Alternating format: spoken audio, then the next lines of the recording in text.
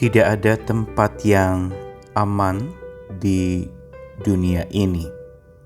Rasa aman menjadi semakin langka.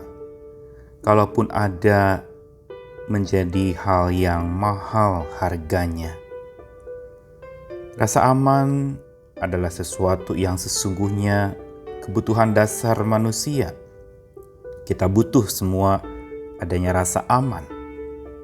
Namun, akhir-akhir ini bukankah rasa aman kita terusik dengan berbagai macam hal yang mengancam, mara bahaya yang bisa menimpa hidup kita sewaktu-waktu lewat berbagai macam peristiwa di masa wabah pandemi ini. Dan ini semua mengajarkan kepada kita untuk akhirnya menemukan arti keamanan yang sesungguhnya. Dan keamanan sejati atau rasa aman sejati itu memang tidak dapat kita peroleh dari dunia ini, karena dunia ini penuh dengan dosa dan banyak kejahatan yang terjadi. Tetapi rasa aman sejati hanya kita bisa temukan di dalam Tuhan kita. Saya Nikolas Kurniawan menemani di dalam Sabda Tuhan hari ini, Mazmur 31. Selama hari-hari ke depan kita akan melihat Mazmur pengharapan ini. Hari ini saya bacakan ayat yang kedua sampai ayat yang keempat. Aman dalam tangan Tuhan. Untuk pemimpin biduan Mazmur Daud, padamu Tuhan aku berlindung. Janganlah sekali-kali aku mendapat malu. Luputkanlah aku oleh karena keadilan-Mu. Sendengkanlah telingamu kepadaku. Bersegeralah melepaskan aku. Jadilah bagiku gunung batu, tempat perlindungan, kubu pertahanan untuk menyelamatkan aku. Sebab Engkau bukit batuku dan pertahananku, dan oleh karena namamu, Engkau akan menuntun dan membimbing aku. Mazmur 31 disebutkan juga adalah sebagai Mazmur Daud, yang berarti terkait dengan pengalaman-pengalaman hidup Daud, khususnya ketika rasa amannya terusik. Namun sebagai gembala bagi ternak pada masa mudanya, Daud sangat paham bagaimana menjaga dan membangun rasa aman itu, khususnya bagi ternak-ternak yang dia gembalakan. Rasa aman itu dijagainya dengan senjata-senjata yang biasa dimiliki para gembala zaman itu, dengan gada, tongkat untuk melindungi domba-dombanya. Dan pengalaman melindungi domba-dombanya ini justru tercerminkan lewat mazmurnya di dalam Mazmur 31 ini. Dia sendiri secara pribadi menyadari sebagai domba yang membutuhkan rasa aman itu. Sehingga ungkapan doa di awal dari Mazmur 31 ini sebuah permohonan kepada Tuhannya untuk perlindungan diberikan kepadanya.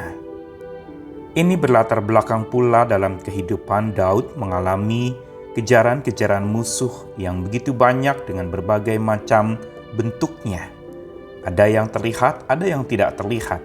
Ada yang dari luar hidupnya, ada yang dari dalam dirinya sendiri. Namun disinilah dia menemukan sebuah kemantapan imannya dan pengharapan dari percayanya kepada Tuhan, yaitu bahwa Tuhanlah yang menjadi pelindungnya. Dia mendapati bahwa rasa aman hanya dapat diperoleh dari dan di dalam tangan Tuhan. Karena hanya orang yang berlindung pada Tuhan selalu, walau hidupnya penuh dengan pilu, kepedihan, kesedihan, ia tidak akan mendapat malu. Itu yang terungkap di dalam apa yang Daud katakan di dalam Mazmur ini. Padamu Tuhan aku berlindung, janganlah sekali-kali aku mendapat malu. Perlindungan atau rasa aman yang dicari oleh Daud bukan semata agar dia bebas dari masalah. Tetapi satu hal yang pasti disebutkan, agar ia tidak mendapat malu. Dalam arti adalah bahwa dia percaya satu hal, bila Tuhan yang menjadi perlindungannya selalu, maka ia tidak akan mendapat malu. Dan terbukti sepanjang hidupnya Daud tidak dipermalukan. Sekalipun ada 1-2 kali dia menyakiti hati Tuhan, tetapi toh Tuhan mengangkat dia kembali dan ia tidak dipermalukan. Di sini kita melihat bagaimana orang yang berlindung pada Tuhan tidak akan mendapat malu. Yang berikutnya Daud memohonkan untuk luputkan aku oleh karena keadilan-Mu. Ini berangkat dari sebuah keyakinannya bahwa orang yang percaya kuasa keadilan Tuhan, walau hidupnya tertekan dengan berbagai macam masalah dan musibah, ia akan diluputkan. Kuncinya adalah percaya pada bukan saja kuasa kasih Tuhan, tapi kuasa keadilan Tuhan. Dia tahu bahwa dia tidak mampu memerangi musuh-musuh hidupnya sendiri. Dia perlu Tuhan yang bertindak dengan keadilan dan ketegasannya. Dia butuh tangan Tuhan yang kuat untuk memberantas musuh-musuh yang menyerangnya. Ini yang membuat dia meyakini bahwa dirinya akan diluputkan bila ia percaya pada kuasa keadilan Tuhan. Dan berikutnya dikatakan, sendengkanlah telingamu kepadaku, bersegeralah melepaskan aku.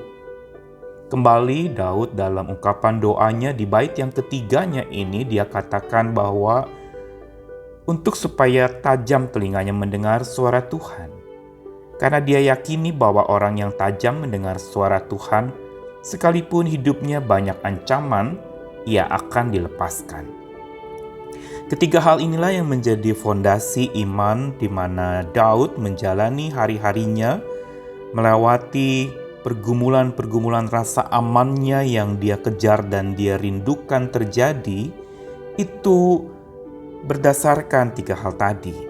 Perlindungan Tuhan, percaya pada kuasa keadilan Tuhan, dan pasang telinga tajam mendengarkan suara Tuhan.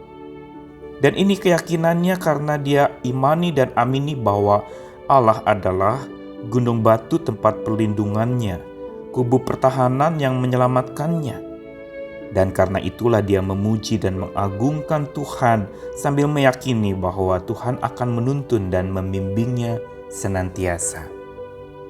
Dari manakah kekuatan kita berasal pada saat kita diuji? Kekuatan kita hanya berasal dari Tuhan yang terpuji itu. Karena itu pegang janjinya saat kita sedang diuji oleh berbagai macam tekanan dan pergumulan yang berat. Tetaplah berlindung kepadanya selalu, tetaplah percaya pada kuasa keadilannya yang sanggup bertindak dengan caranya yang penuh ajaib, dan juga tajam mendengar suara Tuhan yang terus bukan menidakbobokan kita, tapi membangunkan iman kita agar makin kuat bertahan bersama dengan Tuhan. Kasih Tuhan selalu melindungi kita, karena hanya di dalamnya lah kita aman. Amin.